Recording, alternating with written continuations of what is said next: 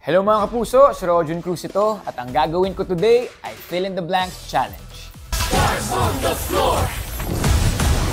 Sina blank at blank ang pinakamaingay na celebrity at digital dance star.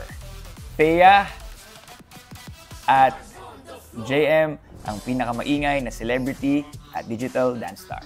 Madami kaming chika-chika about sa mga nangyayari, about sa mga rehearsals. Rehearsals pa lang ni Blank, full out na agad.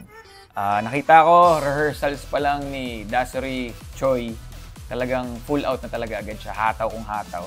Ako lang ata hindi full out sa rehearsals. Yun. Face card pa lang ni Blank, laban na. Face card pa lang ni Glyza, laban na. Si Blank, shy type nung simula, pero halimaw pala humataw. Si Patrick, shy type nung simula, pero halimaw pala humataw. Bakit si Patrick yung napili ko? Kasi nung na-meet ko siya, sabi ko ito parang mahiyain, tapos parang hindi masyado nagsasalita. Yung pala nung pag-play ng music, hataw kung hataw, halimaw pala.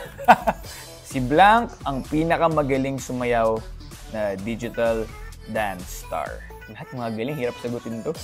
Para sa akin, sa lalaki, si Zeus. Sa babae, si Dasuri. Tsaka si Kakay. Dalawa lang yung babae. Again, this is Rojun Cruz. Sana po, mga kapuso, palagi kayong manood ng Stars on the Floor. Stars on the Floor!